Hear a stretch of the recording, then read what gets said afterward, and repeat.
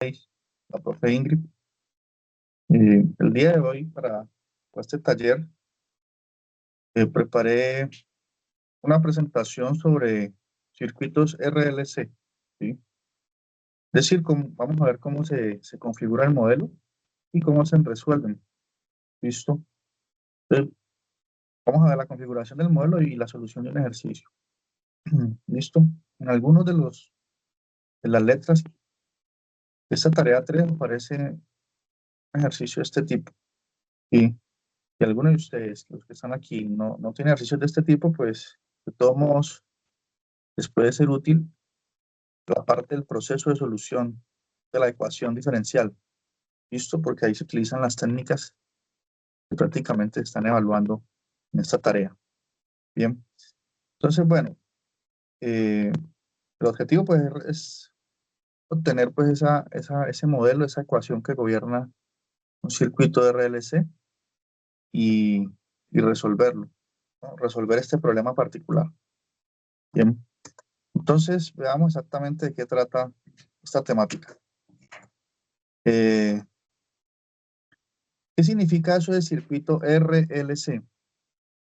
Significa que tenemos una resistencia, una inductancia y un condensador, ¿sí? Cuando pensamos en estos términos, si no somos del área de electricidad o electrónica, pues una resistencia puede ser, digamos, por ejemplo, un bombillo, ¿sí? Que convierte, digamos, la corriente eléctrica en iluminación y luz, ¿no? Un condensador, ¿qué puede ser? ¿Cómo lo podemos pensar un condensador? ¿Sí? Pues puede ser, es un dispositivo que almacena energía, ¿listo? Entonces puede ser, por ejemplo, una batería, ¿listo? Almacena energía eléctrica en campos eléctricos, ¿sí? Y una inductancia, pues, digamos que es un dispositivo que ya está dentro de algunos elementos electrónicos, ¿sí? Que lo que hace es evitar como cambios en la corriente, ¿sí? Entonces, por ejemplo, si usted tiene una lámpara LED, dentro de ella hay una inductancia para que cuando usted la conecte al flujo de corriente, pues la iluminación digamos, no tenga variaciones, no comience a titilar, ¿sí?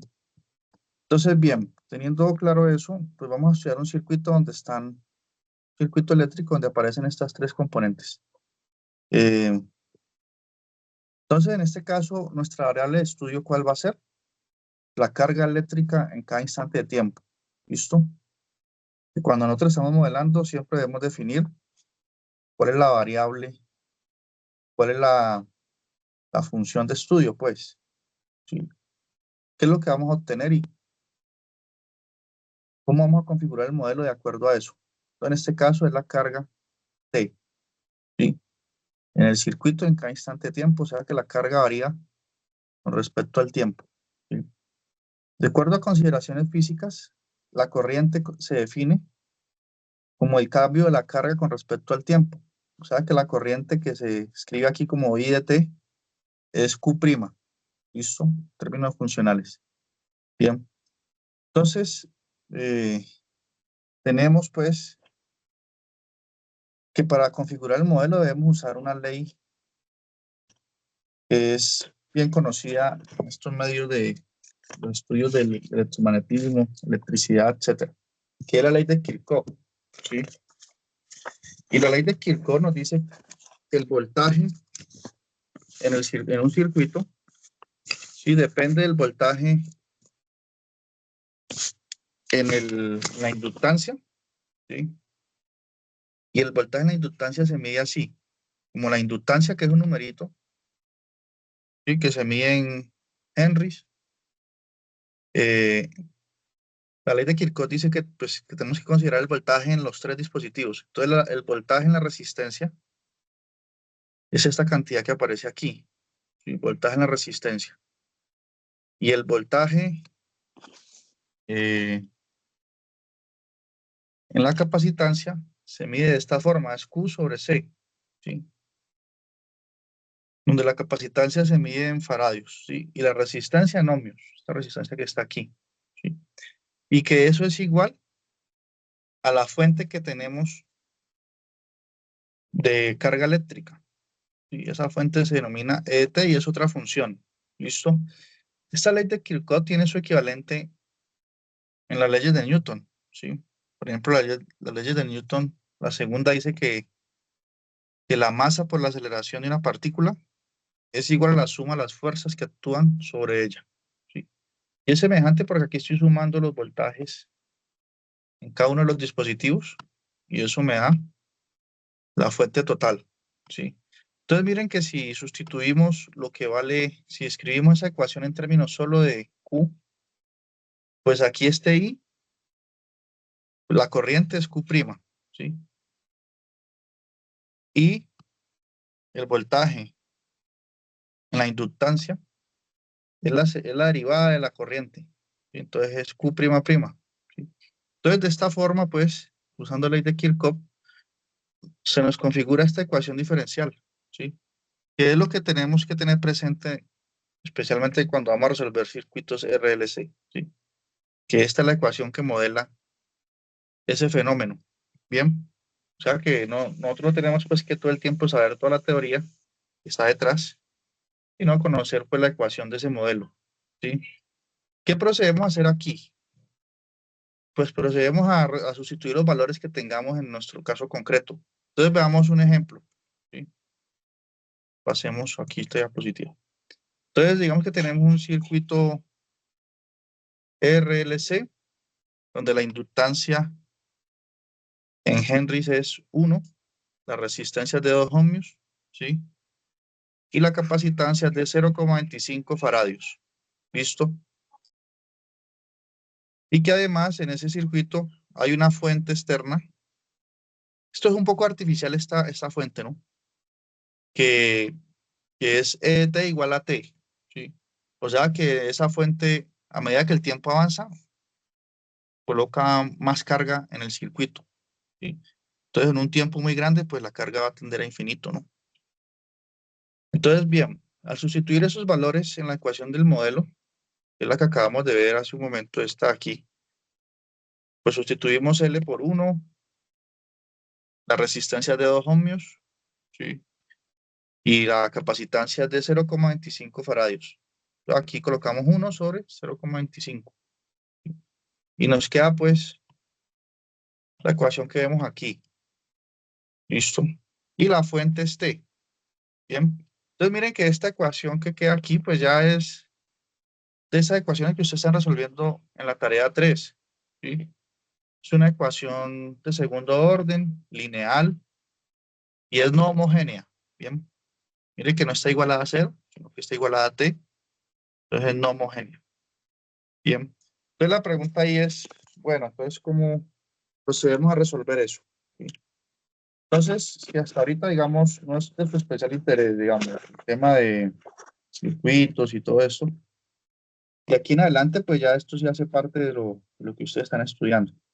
¿Sí? Entonces, podríamos, si alguien se perdió de pronto en el planteamiento del modelo, aquí podría, digamos, retomar la presentación, ¿sí? Pensando que vamos a resolver esa ecuación diferencial. ¿Listo? Entonces, antes de proceder a resolverla, pues se hizo este cociente, ¿no? 1 dividido 0,25 es 4, ¿sí? Que realmente 0,25 es un cuarto, ¿no? Hacemos ley de oreja o ley de extremos y medios. Nos queda un 4 aquí. Entonces, realmente esta es la ecuación que vamos a resolver, ¿sí? Podemos suponer además que la carga inicial en el circuito es 0 y que se sintetiza con esta condición inicial y que la corriente inicial también es 0, ¿sí? Entonces, en definitiva, pues tenemos un problema de valor inicial. Tenemos la ecuación diferencial, miren, y tenemos las condiciones iniciales. ¿Listo? Bueno, creo que se está proyectando como... Sí me están escuchando bien, ¿cierto? No. Yo marco aquí unas cosas y creo que Sí, aparece. profe, está bien. Cuando Sí yo se te subrayo, escucha todo. cuando yo subrayo aquí por ejemplo, aquí estoy subrayando la ecuación. ¿Ustedes lo ven o no? Eh, No, ¿cierto? ¿Dónde otra vez, profe? No, sí, sí, sí se ve. Sí, bueno, entonces, Sí. muchas gracias. Entonces, si es que está como lento la proyección allá cuando yo subrayo algo. Entonces, cuando yo explico y subrayo aquí, entonces está desfasado. Pero creo que ya. Entonces, vamos a resolver esa ecuación allí, que subrayé en azul. ¿Sí? La ecuación con sus condiciones iniciales. ¿Listo? Entonces, ¿qué sabemos nosotros? Lo que hemos estudiado, que para resolver una ecuación no homogénea, tenemos que hacerlo en dos etapas. ¿Sí? Primero, resolver la ecuación homogénea asociada y luego hallar una solución particular. ¿Sí? Entonces tenemos esta teoría, pues, ¿sí? Que dice aquí que, que para hallar la solución general de una ecuación no homogénea, ¿cierto? Primero hallamos la solución del sistema homogéneo y le sumamos la solución particular. Bien. Y para nuestro caso, entonces, la solución Q de t, la que nos va a dar la carga en cada instante de tiempo, pues es Q sub h más Q sub p, la particular más la homogénea. Bien, entonces escribamos pues la ecuación homogénea asociada, ¿sí? Entonces es la misma ecuación anterior, pero igualamos a cero. Eso es la ecuación homogénea asociada. ¿Listo? ¿Y aquí qué aplicamos? Recuerden que para resolver la homogénea se aplica esa teoría de los tres casos, ¿sí? El polinomio característico y todo aquello. ¿Listo? Entonces aquí está la ecuación homogénea, ¿sí? Por lo tanto, su polinomio característico, ¿cuál va a ser? Sí, va a ser r al cuadrado, ¿cierto? Digamos que esta segunda derivada se convierte en un área cuadrado, más 2r, y aquí por este factor aquí, más 4 igual a 0. ¿Sí? Esa es la ecuación característica. ¿Listo? Porque con esa ecuación es que usted identifica en qué caso está y todo lo demás. Bien. Aquí no hice las cuentas, pero para resolver esa ecuación cuadrática se utiliza la fórmula cuadrática. ¿Sí? Aquella fórmula que dice que en este caso pues es un r, la variable, que r es igual a menos b más o menos raíz cuadrada de b al cuadrado menos 4ac, fórmula cuadrática. Entonces, cuando usted hace esas cuentas, sustituye los valores, por ejemplo, aquí a vale 1, b vale 2 y c vale 4, ¿sí? Sustituye y simplifica, obtiene esta solución, ¿sí? Entonces, noten que aquí nos quedó la unidad imaginaria, ¿sí? Es decir, que el discriminante de esa ecuación cuadrática era negativo, ¿no? Por eso apareció esa unidad imaginaria allí. ¿Listo? Y eso nos indica que estamos en el caso 3 de la tabla que nos pasó el profe Daniel en la webconferencia, ¿sí? Y además significa que alfa es menos 1, ¿sí? Y que beta en esa tabla es raíz de 3, ¿sí? Y entonces ya la teoría dice, no, pues entonces la solución del sistema homogéneo es exponencial de alfa t, pero como alfa es menos 1, pues me queda exponencial de menos t. Entre paréntesis, una constante a por coseno de beta. Pero beta es lo que está aquí al lado de la unidad imaginaria, raíz de 3. Pues coseno de beta t más una constante b, seno de beta por t, que beta es raíz de 3. ¿Sí? Entonces, miren, resolver el sistema homogéneo es hallar el polinomio característico, encontrar sus raíces.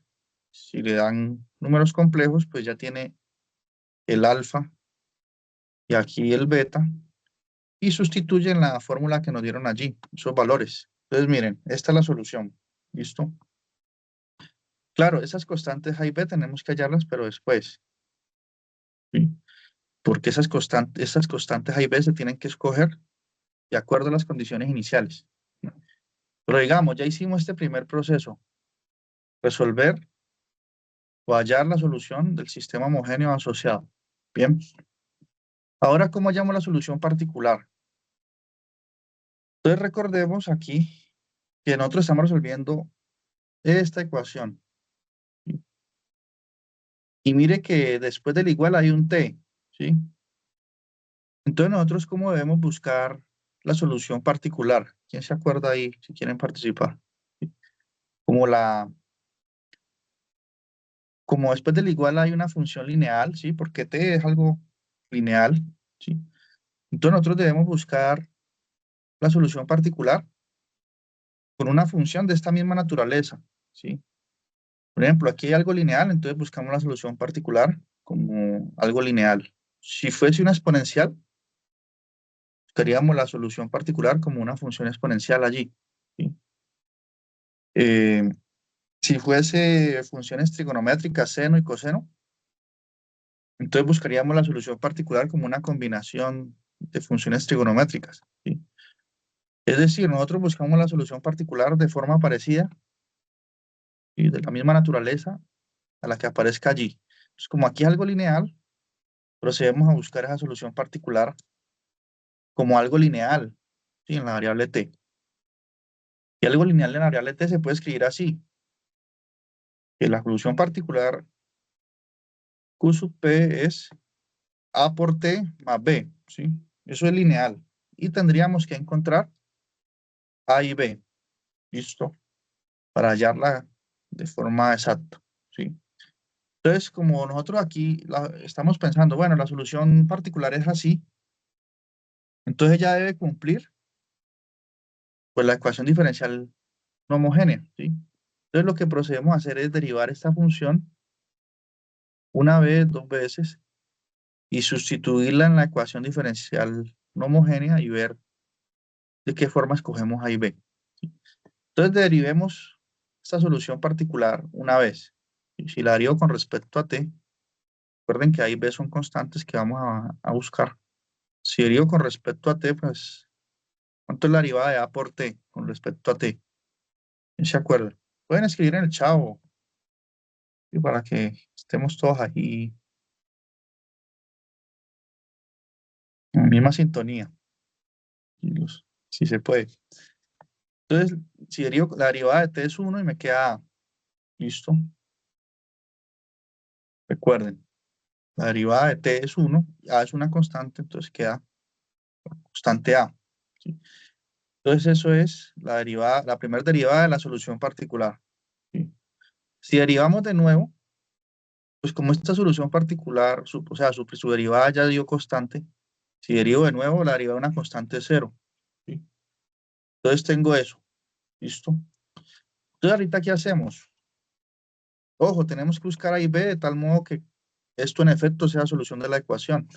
Entonces lo que hacemos es sustituir esas derivadas en la ecuación no homogénea. ¿Cuál es la ecuación no homogénea? Esta que está aquí, ¿sí? Entonces usted ahí en esa ecuación, se sustituye cuánto le dio esta derivada, ¿sí?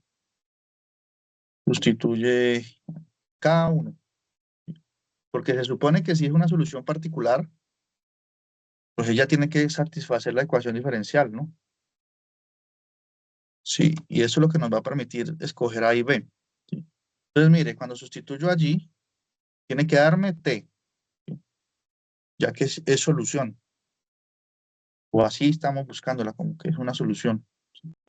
Entonces, cuando empecemos a hacer la sustitución, pues esta segunda derivada ya la calculamos, de aquí, y nos dio 0, ¿sí? Entonces ahí ponemos un 0, que es la ecuación que les voy a mostrar a continuación.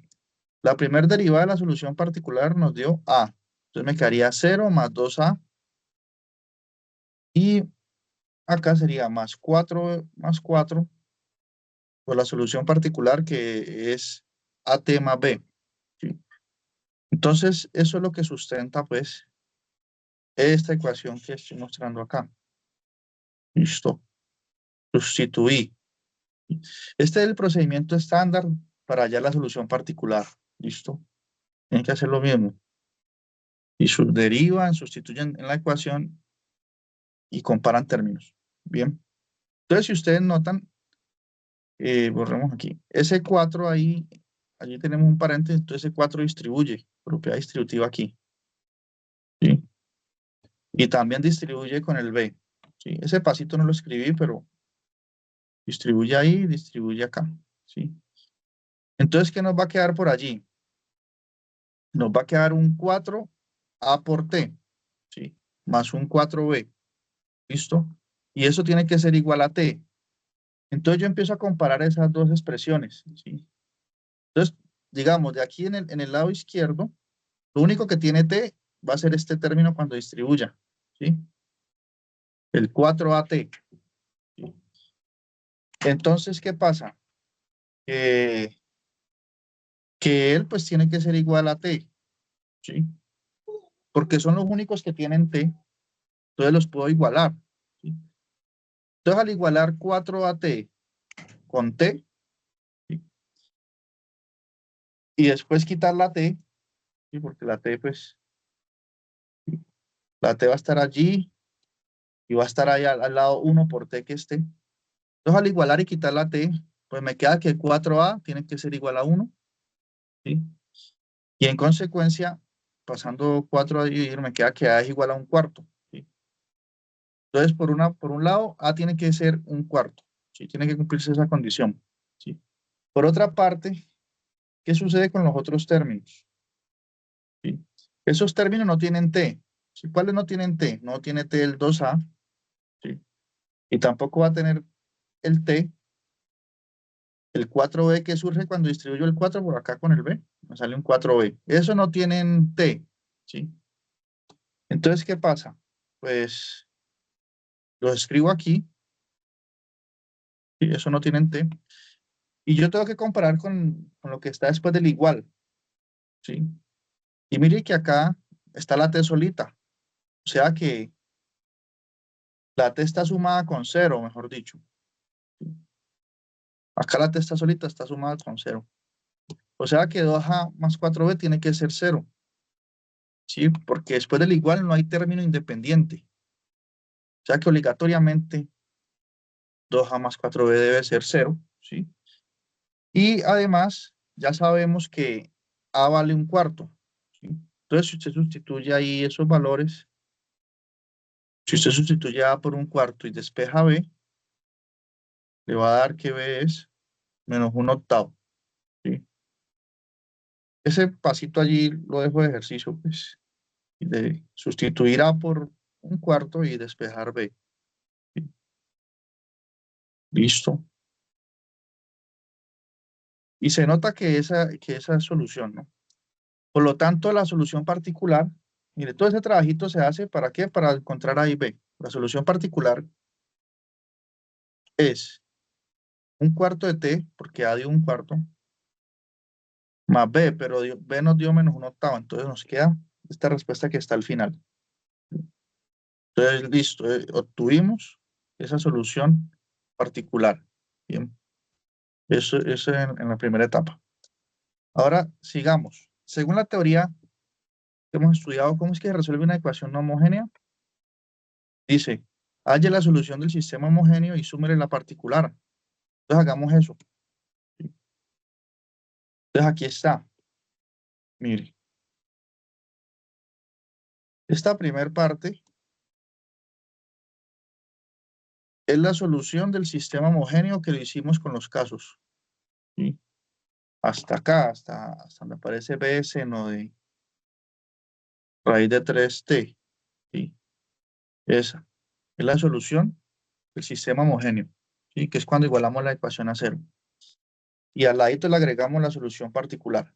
Listo. Entonces estamos aplicando pues toda esa teoría allí. ¿Sí? Entonces ya tenemos la solución que nos está dando Q de T, que es la carga en cada instante del tiempo en el circuito de RLC. ¿Sí? Ahora bien, ¿terminamos allí? No, porque el problema tiene condiciones iniciales. ¿Sí? ¿Cuáles son esas condiciones iniciales? Que la carga en cero es cero y que la corriente en cero es cero también. ¿Sí?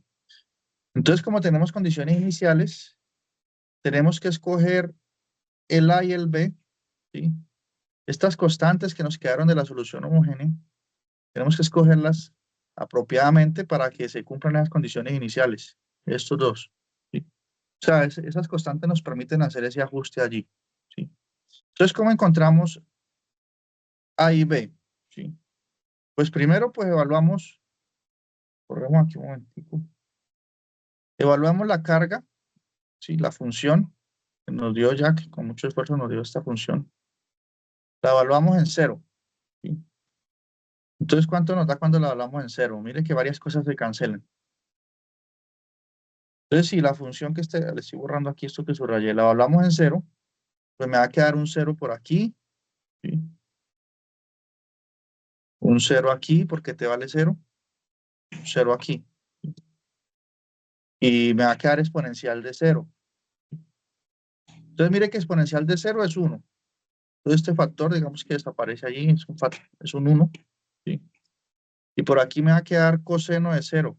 Y coseno de 0 es 1. Y 1 por A, A. Entonces va a sobrevivir un A. Es este A que vemos aquí. ¿Sí? ¿Qué pasa aquí con la función seno? Como t es 0, raíz de 3 por 0 es 0 y seno de 0 es 0. Y 0 por b es 0. Entonces este término desaparece. Y a eso tenemos que sumarle un cuarto por 0, que es 0. Entonces este también desaparece cuando hablamos cuánto igual a 0. Y sobrevive el menos 1 octavo. ¿Sí? Entonces, usando la expresión funcional de Q, me da que Q evaluado en 0 es A menos 1 octavo. ¿Sí? Pero ojo, la condición inicial dice que eso debe ser igual a 0, entonces por eso tiene ese igual allí. Eso debe ser igual a 0. Y si ya observamos esta última ecuación ahí, la que subrayé, tengo una ecuación donde puedo despejar A. El menos 1 octavo está restando, pasa a sumar. Me queda que A es 1 octavo. ¿Sí? Entonces ya encontramos el valor de A. Ya casi vamos a terminar, porque ahorita necesito encontrar el valor de B. Y ya. ¿Sí? Ya tendría la solución del circuito RLC, de tal modo que se cumplen esas condiciones iniciales. ¿Listo? Entonces, ¿cómo hallamos el valor de B? Entonces tenemos que usar la segunda condición inicial que nos dan, que nos dicen que la derivada de la corriente, perdón, que la derivada de Q en 0 es 0. ¿Sí? Por lo que es lo mismo, la corriente inicial es 0. ¿Sí? Entonces, para hacer los cálculos aquí, pues necesitamos buscar Q'. ¿Sí? O sea, tenemos que derivar esta función que está acá. ¿Sí? Y ojo que para derivarla tenemos que tener cuidado. ¿Listo? Porque aquí tengo la exponencial de menos t multiplicada por esa combinación lineal de las funciones seno y coseno. ¿Sí? O sea que usa regla del producto para derivar. ¿Listo? Pues aquí la cuenta dice cuánto da eso, pero vamos a indagar un poco de cómo se calcula la derivada porque es importante tener cuidado allí. ¿Sí? Son cuestiones de cálculo de derivadas, pero que no dejan de ser importantes. ¿Sí? Pero antes de seguir y ver ese detalle, ¿tiene alguna pregunta? ¿Listo? Si tienen preguntas, las pueden hacer o levantar la mano. Bueno, entonces vamos a ver cómo se calcula esa derivada allí usando, ok, usando regla del producto para derivar. Veamos esos detalles. ¿Sí? Entonces yo coloqué un apartado acá al final. Digamos que esto era si estamos mal de tiempo, pues tocaba pasar rápido, pero vamos bien de tiempo. Entonces vamos acá, digamos en este apéndice por acá, donde calculamos eso. ¿Sí? Entonces recordemos que vamos a derivar esta función. Ahora, bueno, recordemos que aquí W es raíz de 3. Entonces, ¿cómo se deriva eso? Así, miren.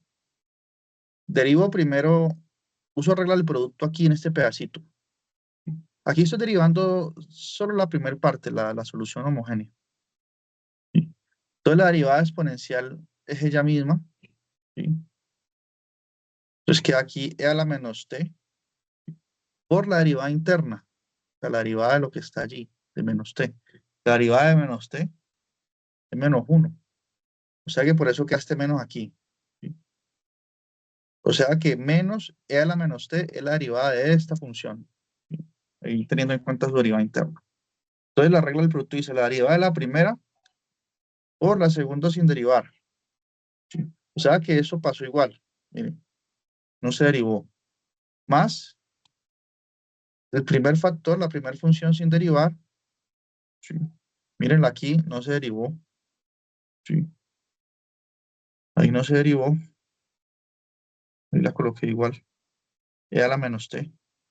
Por la derivada de la segunda función, que es todo lo que está dentro de este paréntesis. Entonces ahí empezamos a derivar, ¿sí? Entonces la derivada de, bueno, A es una constante, ya queda allí. La derivada de coseno de WT, ¿qué es? La derivada de coseno es menos seno de WT, ¿sí? Entonces por eso queda este menos aquí. ¿Listo? Por la derivada interna. ¿Sí? Aquí se tiene que usar regla de cadena. ¿Sí? La derivada de WT es W. Entonces mire que esa derivada interna es este W que está acá. ¿Sí? Más, y continúo derivando. La derivada de seno es coseno. ¿Sí? Es lo que aparece aquí por la derivada interna, que es W. ¿Sí? Que en nuestro caso concreto, pues es raíz de 3. ¿Sí? Entonces ahí ya tenemos la derivada, aplicamos regla del producto. Bien. Ahora lo que puedo hacer aquí es reescribir eso de tal modo que asociemos lo que tiene que ver con coseno, la función coseno a un lado y la función seno al otro. Entonces, por ejemplo, ¿qué tiene coseno? Por aquí esto tiene coseno, ¿sí?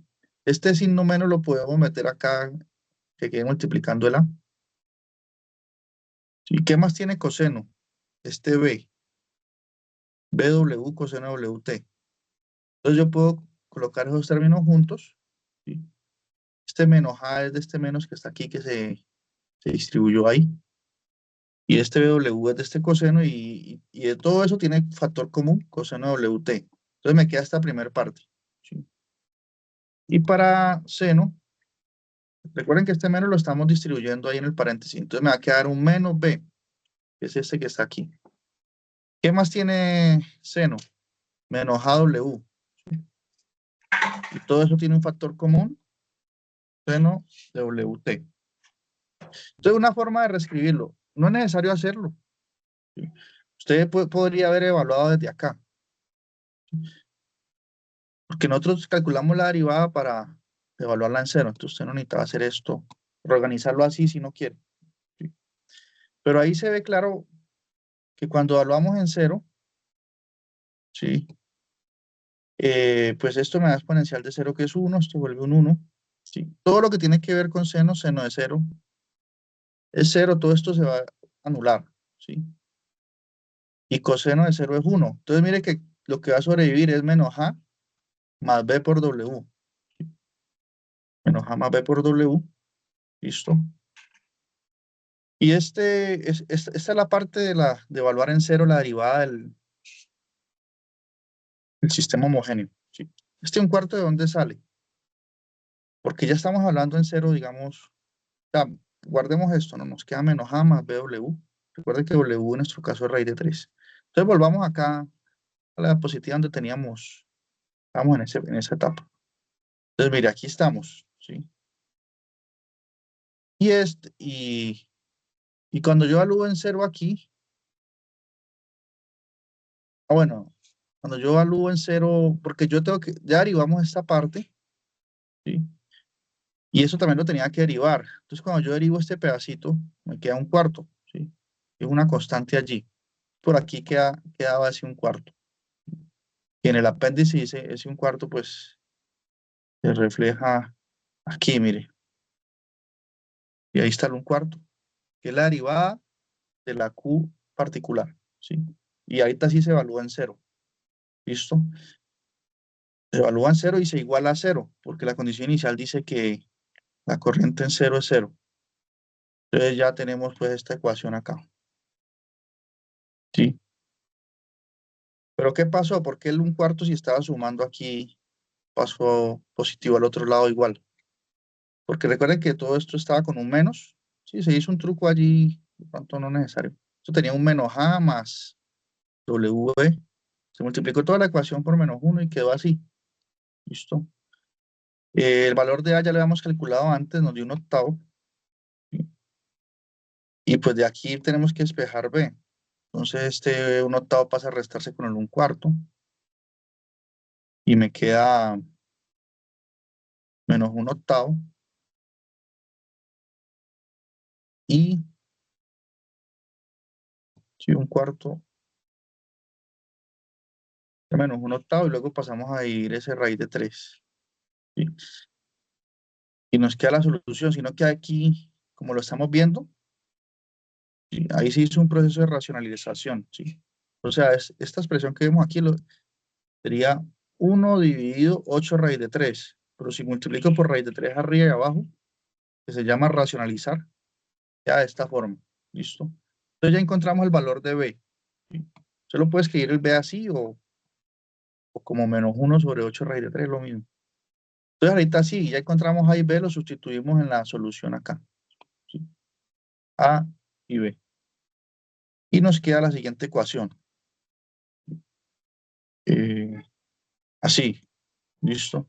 ¿Verdad que esta es la función que nos da la carga en cada instante de tiempo en el circuito RLC?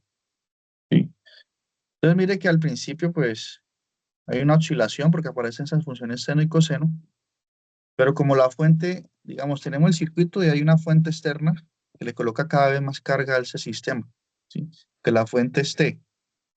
Entonces la corriente pues tiende, perdón, la carga pues tiende a irse a infinito cuando el tiempo es muy grande, ¿no? O sea que eso lo podemos ver en esta gráfica, ¿sí? Acá, ¿sí? La carga del sistema se va a infinito, ¿sí? Esto es como algo lineal. Cuando t es muy grande se comporta de forma lineal. ¿Listo? Porque tenemos una fuente externa es E, que es ET igual a T. O sea, a medida que el tiempo avanza, mayor es la cantidad de corriente que se le agrega al sistema. ¿Sí? Bueno, más bien decir voltaje, ¿sí? Porque la fuente externa es voltaje. Entonces se le agrega un voltaje muy alto. Entonces se tiene esta carga. Entre más voltaje, más carga eléctrica. ¿Sí? Ya la corriente sí se comporta de forma estable, ¿no? La corriente es la derivada de la carga. Entonces, si nosotros derivamos esta función que obtuvimos, la que está aquí en la cajita, si derivamos, pues nos va a quedar aquí, pues, bueno, ya la hicimos esa derivada, ¿no? Una exponencial de menos t, queda con un menos aquí, ¿sí?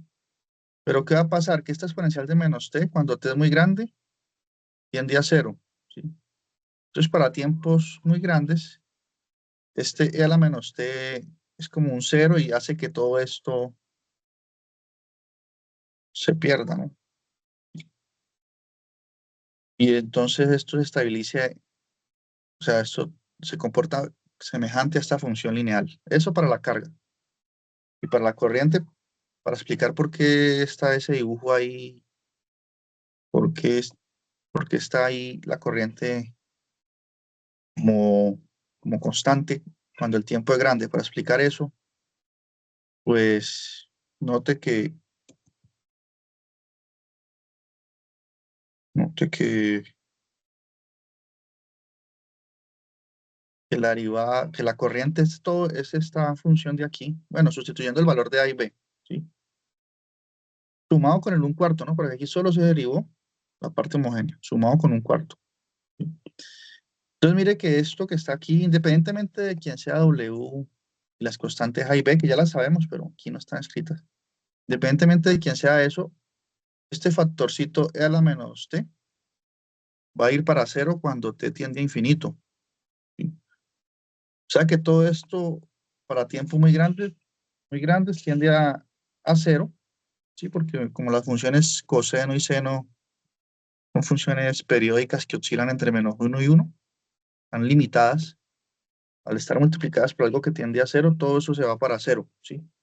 ¿Y qué va a sobrevivir? Sobrevive el 1/4 que queda por aquí de la derivada de la solución particular, ¿sí? Conclusión, la corriente del sistema tiende a 1/4 y cuando t es grande, o sea que esta gráfica tiene ese sentido. Y la rojita, ¿sí? La corriente va a tender a 1/4 y la carga del sistema sí va a ir para infinito, ¿sí? Debido a que se le está colocando una fuente, un voltaje cada vez mayor. ¿Listo? Y eso es un circuito de RLC así explicado a grandes rasgos, especialmente en su interpretación, pero en términos de prácticos de resolver la ecuación, así se hace en todos los casos, pues. Y es una ecuación generalmente, si hay una fuente externa, pues no homogénea, y se procede de esta forma. ¿Listo? Entonces, para los que escogieran esa letra con el circuito RLC, yo creo que esto les va a ser bastante útil. Si alguien no escogió esa letra, de todos modos, aquí se muestra también el paso a paso de cómo resolver una ecuación homogénea. Entonces, espero que a todos les haya servido el ejemplo. Y abro el espacio para consultas, para preguntas.